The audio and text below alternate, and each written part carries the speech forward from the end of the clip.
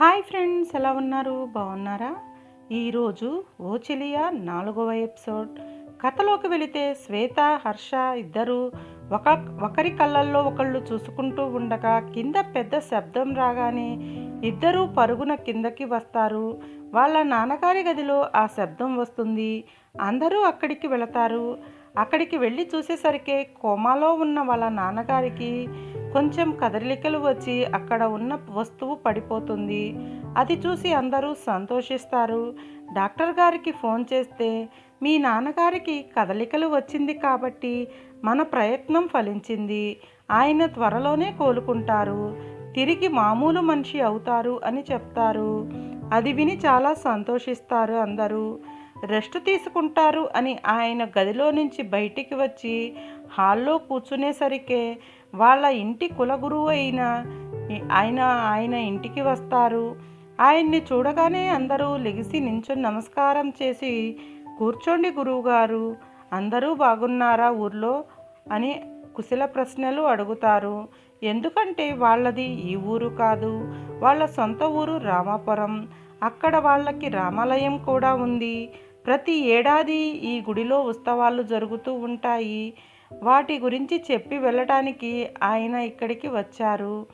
అందరూ సంతోషంగా ఉండటం చూసి, ఏం జరిగింది బాబు, మీరందరూ సంతోషంగా ఉన్నారు, మిమ్మల్ని ఇలా సంతోషంగా చూసి ఎన్ని రోజులయ్యిందో అని చెప్పి ఆయన అనగానే, గురువుగారు, నాన్నకి కొంచెం కదలికలు వచ్చింది, డాక్టర్ గారికి ఫోన్ చేస్తే త్వరలోనే నయమవుతుందని, నాన్నగారికి పూర్తిగా నయమవుతుంది అని చెప్పారు అని అనగానే, ఇక ఆయన అంతా ఆ రామయ్య దయ అని చెప్పి నమస్కరించి, త్వరలోనే గుడిలో ఉత్సవాలు ఉన్నాయి, మీ కుటుంబం మొత్తం ఒక వారం రోజులు ముందుగానే అక్కడికి రావాలి అని చెప్పి, ఇంకా వాళ్ళు ఇచ్చిన పలహారం తీసుకొని అక్కడి నుంచి వెళ్ళిపోబోతుంటే హర్ష ఆయన్ను ఆపి, ఉత్సవాలకు కావలసిన డబ్బులు తీసుకువెళ్ళమని చెప్పి వాళ్ళ మేనేజర్ని పిలిచి ఒక 10 లక్షలు తీసి ఇస్తారు. ఉత్సవాలు ఘనంగా జరగాలి, నాన్నగారు త్వరగా కోలుకోవాలని రోజూ పూజలు జరిపించండి, చెల్లి కూడా త్వరగా నయం కావాలి అని ఆ భగవంతునికి పూజలు చేయండి అని చెప్తారు. సరే బాబు అని పూజారి గారు అక్కడి నుంచి వెళ్ళిపోతారు. ఇక శాంత, ఇదంతా నా కోడలు కాలు పెట్టిన విశేషం అని అనగానే,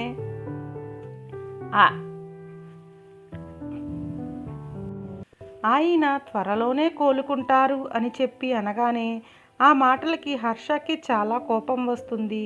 అసలు ఆయన ఇలా అవటానికి కారణం వీళ్ళ వల్ల మంచి జరుగుతుందా అని కోపంగా అరిసి అక్కడి నుంచి వెళ్ళిపోతాడు.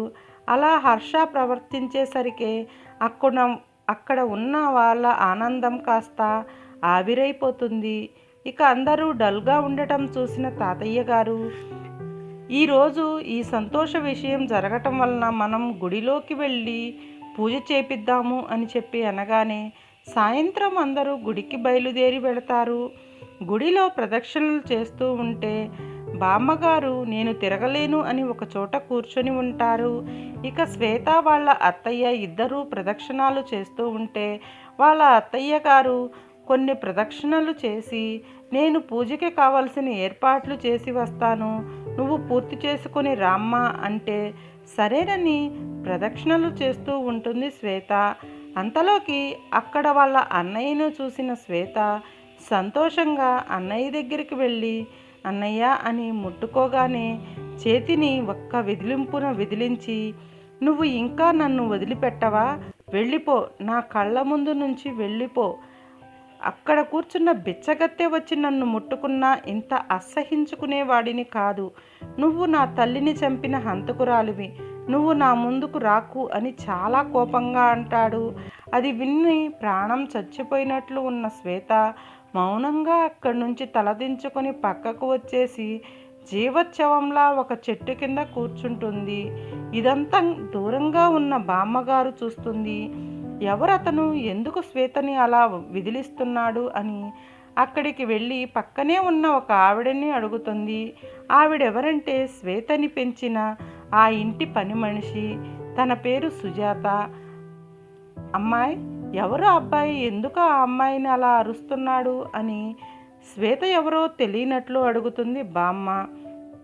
అప్పుడు సుజాత, ఆ అమ్మాయి అందరూ ఉన్న అనాథ, కోట్లకు అధిపతి అయిన తండ్రి ఉన్న దిక్కులేని నిరుపేదరాలు అని కన్నీళ్లు పెట్టుకుంటుంటే, అర్థం కాని బామ్మ, ఏంటమ్మా నువ్వు చెప్పేది, నాకు అర్థం కాలేదు, వివరంగా చెప్పు అని అంటే, తను ఈ ఊరిలోనే పెద్ద ధనవంతుని కూతురు. ఆ అమ్మాయి తండ్రి పేరు రాజశేఖర్, తల్లి అన్నపూర్ణ. పేరుకు తగ్గట్లే చాలా దయాగుణం కల్ల తల్లి. ఎంతోమంది నిరుపేదలకు ఎంతో దాన ధర్మాలు చేసింది. వాళ్ళకి ఒక్కడే కొడుకు, పేరు రోహిత్ బాబు. పుట్టిన 10 ఏళ్ల తర్వాత ఆ తల్లి మళ్ళా నీళ్ళోసుకుంది. ఆడపిల్ల పుట్టిద్ది అని ఎంతో సంతోషిస్తూ ఉన్నారు వాళ్ళ నానమ్మ తాతయ్య.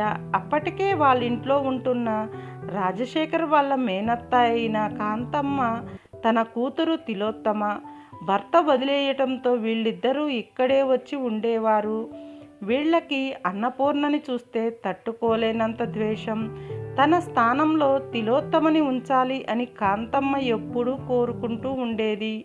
ఇంత ఆస్తికి తన కూతురు మహారాణిలాగా ఉండాలి అనే దురుద్దేశంతో ఎప్పుడు ఏం చేస్తే తన ఆశ తీరుతుందా అని ఎదురు చూస్తూ ఉండేది.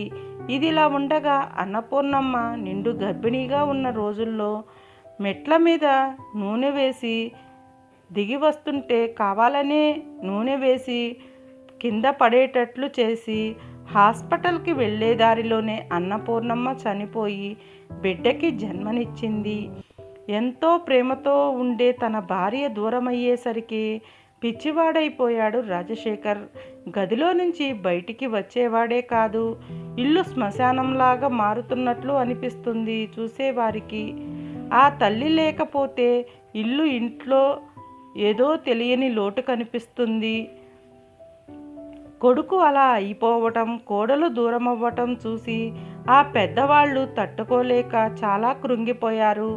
ఇదే అదును అనుకున్న కాంతమ్మ వాళ్ళ అన్నయ్య దగ్గరకు వెళ్ళి, పిల్లలు చాలా చిన్నవాళ్ళు, రాజా చూస్తేనేమో భార్య చనిపోయి దుఃఖంలో గదిలో నుంచి బయటికి కూడా రావటం లేదు, ఈ పిల్లల్ని ఎవరు పెంచుతారు, అందుకని మీకు అభ్యంతరం లేకపోతే నా కూతురు తిలోత్తమని రాజశేఖరానికి ఇచ్చి పెళ్లి చేస్తే ఈ పిల్లల్ని తన బిడ్డల్లాగా చూసుకుంటుంది అని చెప్పి అంటుంది కాంతం.